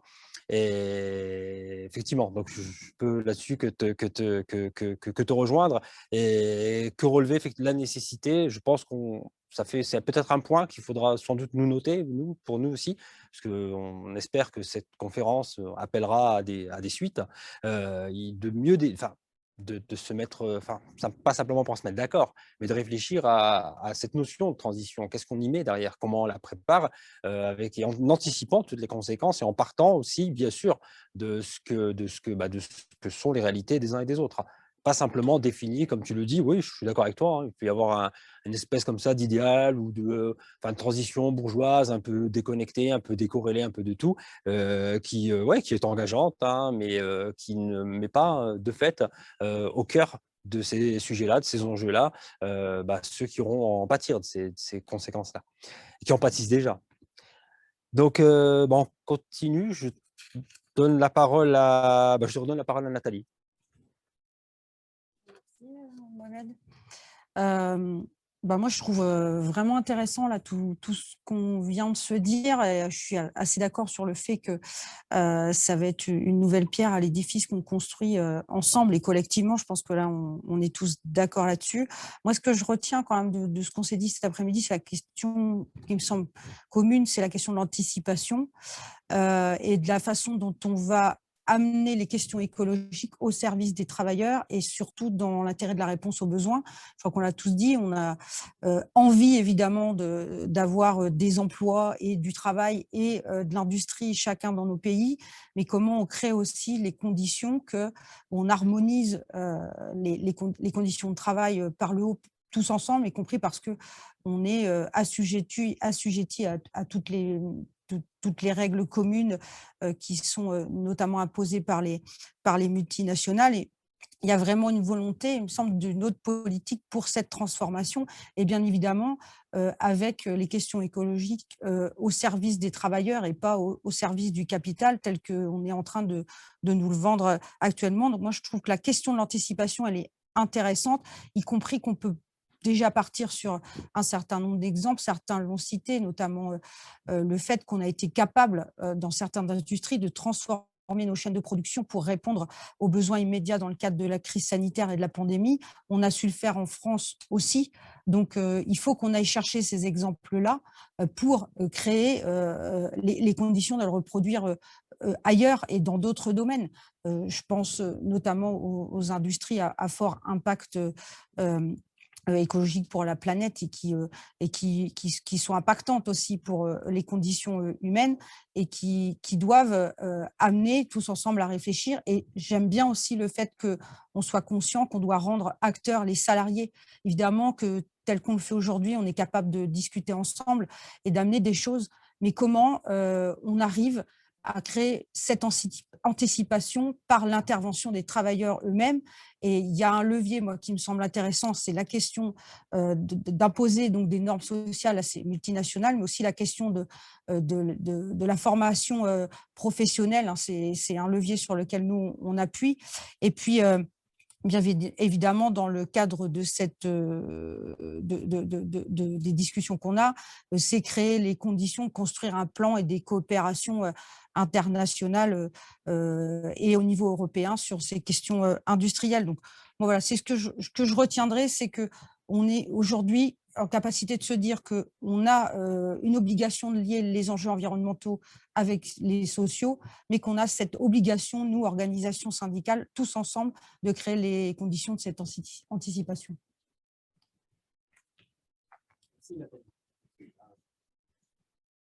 Tu me fais une première approche conclusive avec laquelle je pense qu'on sera globalement assez d'accord. Merci. Je vois que j'ai encore deux mains qui se lèvent, Guillaume et Patrick, donc dans l'ordre que vous voulez. Patrick, je vois que... Vas-y, Patrick. Oui, je peux y aller. En fait, c'est peut-être sur un autre aspect qu'on avait discuté lors de nos groupes de discussion, qui fait un peu un lien, là, effectivement, sur l'aspect bourgeois de la transition énergétique et la question que tu avais relancée, Mohamed, tantôt, entre la différence entre la transition énergétique et la transition juste, et la question dans le chat. Je vais essayer de tout répondre ça en même temps en parlant de plus au niveau du financement et le rôle des investisseurs, et ça en fait partie. En fait, la définition simple qu'on se donne à la FTQ de la transition juste en l'opposant à la transition énergétique, c'est que la transition énergétique, elle est inévitable et elle ne vise absolument à rien changer d'autre que les méthodes de production. La transition juste vise à impliquer ceux et celles qui vont subir les impacts de plein fouet des changements climatiques au cœur des décisions vers une société transformée par son économie. Donc, elle est là la différence. Et le plus longtemps tout ça se met en marche, le plus injuste ce sera, parce que plus pire sera la crise et plus drastiques seront les décisions à prendre de la part des gouvernements qui n'hésiteront pas à les prendre et à sacrifier, on le sait bien, les travailleurs, les travailleuses et les gens les plus démunis sur l'autel du sacrifice.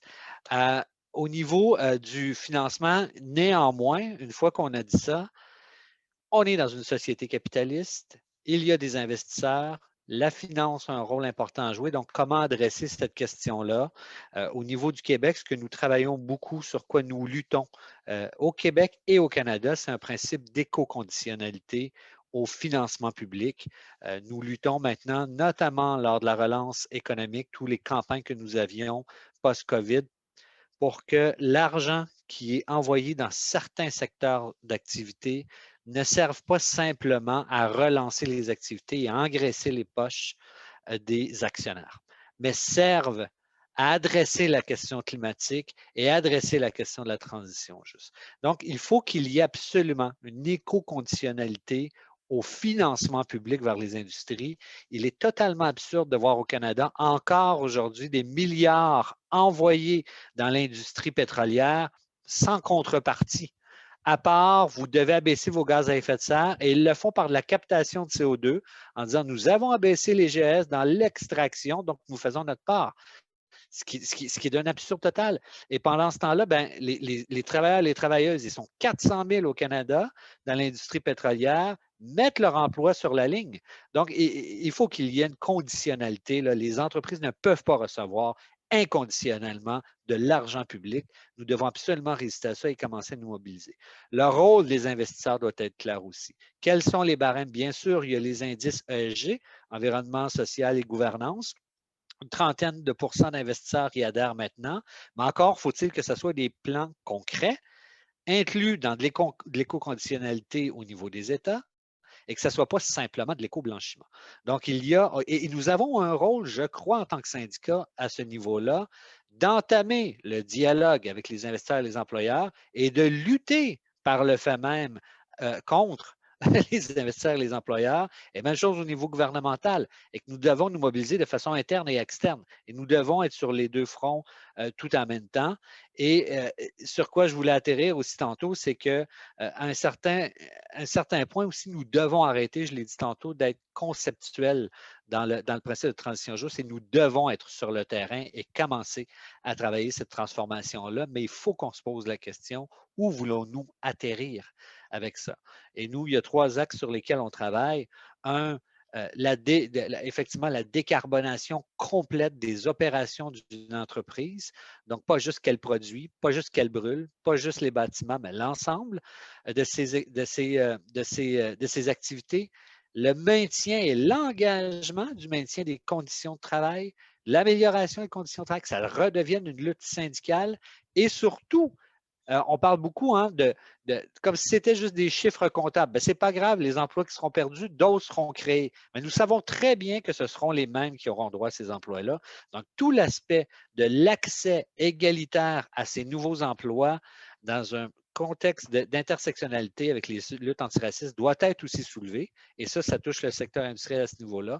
Et ultimement, comment nous faisons pour améliorer nos communautés et de faire en sorte qu'elles aient une voix, qu'elles puissent se prendre en charge et décider de l'économie qu'elles veulent bien, basée sur leurs besoins et non pas sur les profits. Et c'est pour ça qu'effectivement, au niveau de la question sur les caisses de retraite, c'est effectivement un champ que nous devons investir et c'est une priorité qui devient de plus en plus importante au Québec. D'ailleurs, c'est cocasse parce que la question est là, mais cet après-midi à la FTQ, nous organisons un atelier sur l'activisme actionnarial avec nos syndicats, mais aussi avec des organisations citoyennes et environnementales où nous voulons déjà créer ce mouvement-là pour lutter en tant qu'actionnaires dans nos caisses de retraite, en tant qu'épargnants dans nos institutions financières et comment articuler un dialogue avec les employeurs à ce niveau-là et surtout, comment se mobiliser pour déposer des résolutions qui ont un impact réel en tant qu'actionnaire de nos caisses de retraite, entre autres,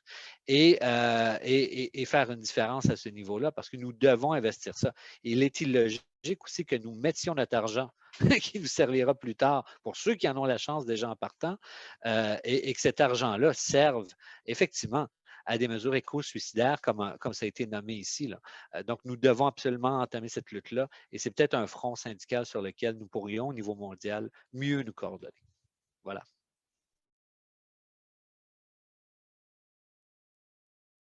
Je donne la parole à Guillaume. Oui, j'ai essayé d'être très bref pour laisser du temps à mon collègue Carlos pour son intervention. J'écoutais un peu tout le monde parler, puis quand on parle de front commun, d'une solidarité intersyndicale internationale, je voyais les interventions par rapport à la fragmentation, la dispersion des activités industrielles. D'un côté, tu as les entreprises qui sont persuadées de réduire leurs coûts, d'introduire plus de souplesse dans leur production. Puis d'un côté, certains gouvernements prétendent respecter certains de leurs engagements en matière environnementale parce que des activités polluantes sont déplacées ailleurs dans le monde où les législations sont plus souples, je vais le dire comme ça. Mais dans les faits, les industries des pays du Nord perdent leur savoir-faire, puis les problèmes environnementaux sont déplacés. Alors, je pense qu'à ce niveau-là, c'est là que ça prend toute son importance d'avoir une solidarité internationale parce que ça crée une diversité industrielle incomplète au sud, puis celle qu'on avait au nord, on la perd. Si on veut se diriger vers une transition juste, il faut être capable d'être un peu tout le monde autonome. Si on veut créer des circuits courts, il faut être capable d'être actif à partir de l'extraction jusqu'à la gestion de la fin de la vie du produit. Mais on ne peut pas faire ça si les activités industrielles sont hyper fragmentées et incomplètes. Il y a un travail d'accompagnement, je pense que un front commun international des syndicats peut avoir un important rôle à jouer, autant en support du sud vers le nord que l'inverse. Donc, voilà. Merci Guillaume. Donc, je passe la parole à Carlos, qui sera donc le dernier intervenant. Sí. Bueno, hemos hablado a lo largo de la sesión de muchas Tout au cosas. long de cet atelier, nous avons évoqué de nombreux sujets. Nous avons un accord de fond sur de nombreuses questions. Pour transformer la production industrielle, nous avons parlé de comment le faire. Nous avons parlé d'une production industrielle plus locale, plus nationale, de beaucoup d'autres sujets également. Mais il faut parler également de la quantité produite. Car en Espagne, il y a un débat sur l'importance qu'il y a à modérer notre consommation, de modérer la consommation d'énergie, de ressources, consommation également de la mobilité de certains biens que les pays industrialisés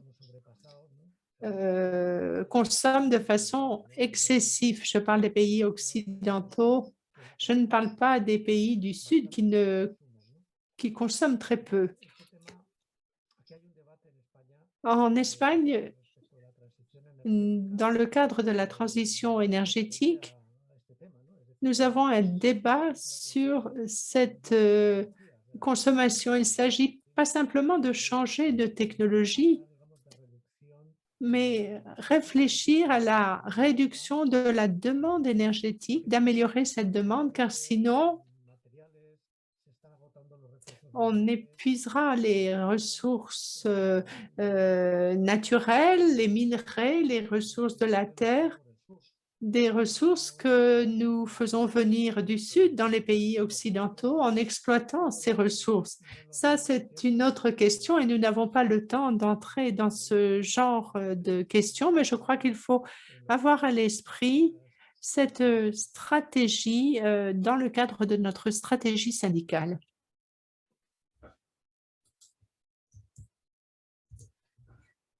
Merci, Carlos. Bien, écoutez, on touche à la fin de cette table ronde. C'est passé très vite.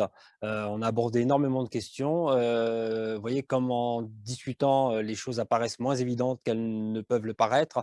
Peut-être rendre les choses un peu moins abstraites, mettre des réalités derrière ce dont on parle. Créer des conditions, c'est aussi avoir une idée précise de ce dont on parle, de ce qu'on veut.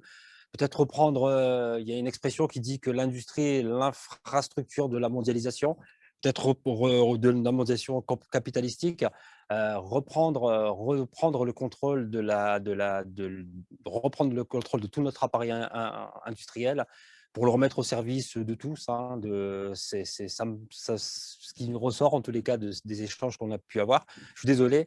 Je ne veux pas faire une conclusion de tout ce qui a été dit parce que ça a été vraiment très, très riche. De toute façon, on reprendra l'ensemble des propos des uns des autres, des échanges qu'on a eus, des aspects, des notions qu'on a pu définir mieux ensemble et des nécessités qu'on a sans doute à continuer à poursuivre, ce qui j'espère n'est aujourd'hui qu'une première rencontre, qu'une première étape. J'ai retenu beaucoup de choses très intéressantes, que ce soit de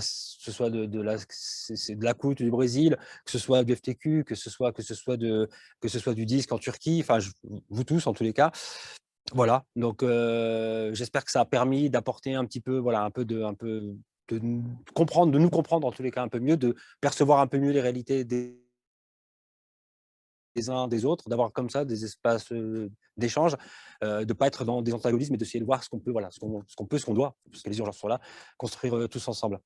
Bien, écoutez, je vous remercie à toutes et tous pour vos interventions, pour votre implication, pour votre présence. Je remercie également les interprètes qui font un gros travail. Je les remercie tous. Et puis, je vous dis à tous au revoir et j'espère dans le prolongement à très bientôt. Et n'hésitez pas à continuer à suivre les autres ateliers qui se poursuivent jusque samedi. Qui donneront lieu à nourrir et à continuer à nourrir ce dont on discute là, parce que quelque part, il y a toutes les questions, toutes les thématiques qu'on aborde, elles s'entrecroisent, elles se parlent, et il y a une cohérence à travers tout ça. Merci à tous et à très bientôt, j'espère.